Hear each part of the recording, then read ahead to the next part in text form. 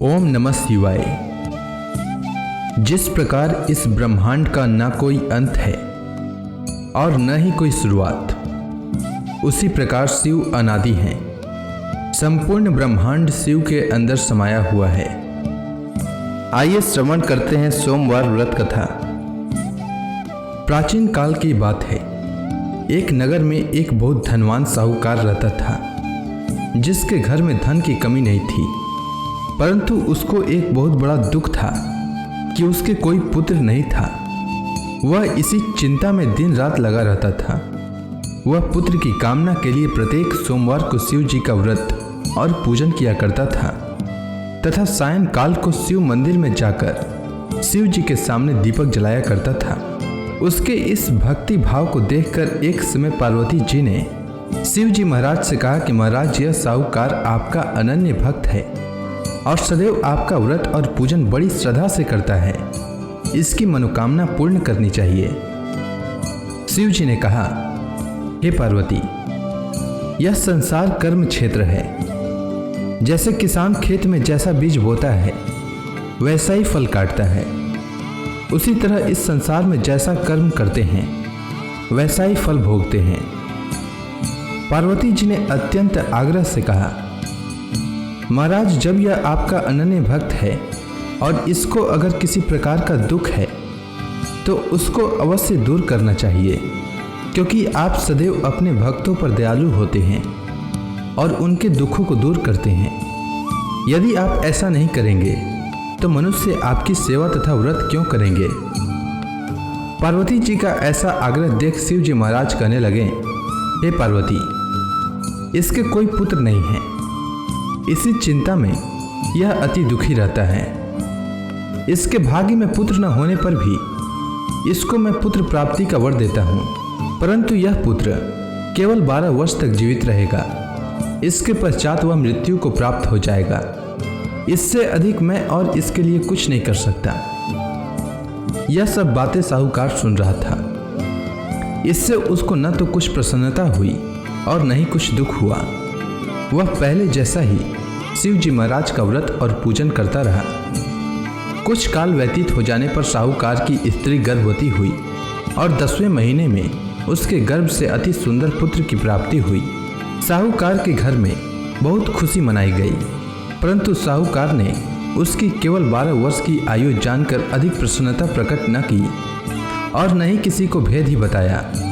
जब वह बालक 11 वर्ष का हो गया तो उस बालक की माता ने उसके पिता से विवाह आदि के लिए कहा, तो वह साहूकार कहने लगा कि अभी मैं इसका विवाह नहीं करूंगा, अपने पुत्र को काशी जी पढ़ने के लिए भेजूंगा।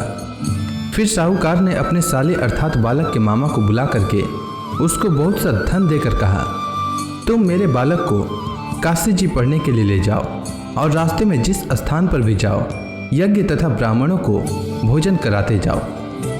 वह दोनों मामा भांजे यज्ञ करते और ब्राह्मणों को भोजन कराते जा रहे थे। रास्ते में उनको एक शहर पड़ा। उस शहर में राजा की कन्या का विवाह हो रहा था। दूसरे राजा का लड़का जो विवाह कराने के लिए बारात लेकर आया था, वह एक आंख से काना था। उसके माता पिता को इस बात को लेकर बड़ी चिंता थी कि कहीं वर को देखकर कन्या के माता पिता विवाह में किसी प्रकार की अड़चन पैदा न कर दें। इस कारण जब उसने अति सुंदर सेठ के लड़के को देखा तो मन में विचार किया कि क्यों न दरवाजे के समय इस लड़के से वर का काम चलाया जाए। ऐसा विचार कर वर के पिता ने उस लड़के और मामा से बात की तो वे राजी हो गए। फिर उस लड़के को वर के कपड़े पहनाकर तथा घोड़ी पर चढ़ाकर दरवाजे पर ले गए और सब कार्य प्रसन्नता से पूर्ण हो गया। फिर वर के पिता ने सोचा कि यदि विवाह कार्य भी इसी लड़के से करा लिया जाए तो क्या बुराई है। ऐसा विचार कर लड़के और उसके मामा से कहा, यदि आप फेरों का काम और कन्यादान के काम को भी करा दें तो आपकी बड़ी कृपा होगी और मैं इसके बदले में आपको बहुत कुछ धन दूंगा। तो उन्होंने स्वीकार कर लिया और विवाह कार्य भी बहुत अच्छी तरह से संपन्न हो गया। परंतु जिस समय लड़का जाने लगा तो उसने राजकुमारी की चुंदड़ी के पल्ले पर लिख दिया कि तेरा विवाह तो मेरे साथ हुआ है, परंतु जिस राजकुमार के साथ तुमको भेजेंगे वह एक आंख से काना है और मैं काशी जी पढ़ने जा रहा हूँ। लड़के के जाने के पश्चात उस राजकुमारी ने जब अपनी चुंदड़ी पर ऐसा लिखा हुआ पाया तो उसने राजकुमार के साथ जाने से मना कर दिया और कहा कि वह मेरा पति नहीं है, मेरा विवाह इसके साथ नहीं हुआ है, वह तो काशी जी पढ़ने के लिए गया है। राजकुमारी के माता पिता ने अपनी कन्या को विदा नहीं किया और बारात वापस चली गई। उधर सेठ का लड़का और उसका मामा काशी जी पहुंच गए। वहां जाकर उन्होंने यज्ञ करना और लड़के ने पढ़ना शुरू कर दिया। जब लड़के की आयु 12 वर्ष की हो गई तो उस दिन उन्होंने यज्ञ रचा रखा था कि लड़के ने अपने मामा से कहा कि मामा जी आज मेरी तबीयत कुछ ठीक नहीं है। तब मामा ने कहा कि अंदर जाओ और सो जाओ। लड़का अंदर जाकर सो गया और थोड़ी देर में उसके प्राण निकल गए। जब उसके मामा ने आकर देखा कि वह मुर्दा पड़ा है तो उसको बड़ा दुख हुआ और उसने सोचा कि अगर मैं अभी रोना पीटना मचा दूंगा तो यज्ञ का कार्य अधूरा रह जाएगा। अतः उसने जल्दी से यज्ञ का कार्य समाप्त कर ब्राह्मणों के जाने के बाद रोना पीटना आरंभ किया। संयोगवश उसी समय शिव पार्वती जी उधर से जा रहे थे। जब उन्होंने जोर जोर से रोने की आवाज़ सुनी तो पार्वती जी कहने लगी कि महाराज कोई दुखिया रो रहा है, उसके कष्ट को दूर कीजिए। जब शिव पार्वती ने पास जाकर देखा तो वहाँ एक लड़का मुर्दा पड़ा था। पार्वती जी कहने लगी कि महाराज यह तो उसी सेठ का लड़का है जो आपके वरदान से हुआ था।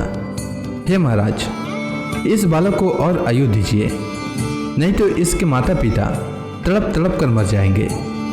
पार्वती जी के बार बार आग्रह करने पर शिव जी ने उसको जीवन वरदान दिया और शिव जी महाराज की कृपा से लड़का जीवित हो गया। शिव जी और पार्वती जी कैलाश पर्वत पर चले गए।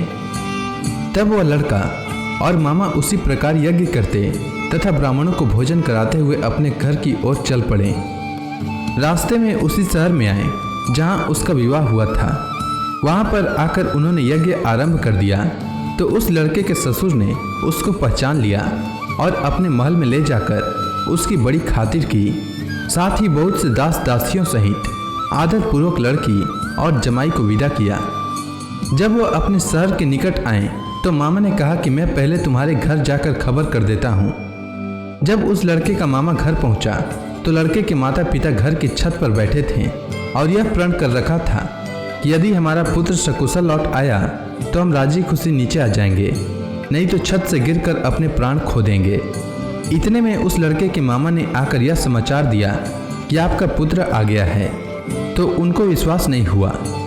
तब उसके मामा ने शपथ पूर्वक कहा कि आपका पुत्र अपनी स्त्री के साथ बहुत सारा धन लेकर आया है। तो सेठ ने आनंद के साथ उसका स्वागत किया और बड़ी प्रसन्नता के साथ रहने लगे। इसी प्रकार से जो कोई भी सोमवार के व्रत को धारण करता है अथवा इस कथा को पढ़ता या सुनता है उसकी समस्त मनोकामनाएं पूर्ण होती है। उम्मीद है आपको सोमवार व्रत की कथा अच्छी लगी होगी। अगर आपको यह वीडियो अच्छी लगी हो तो कमेंट सेक्शन में ओम नमः शिवाय लिखना न भूलें। धन्यवाद।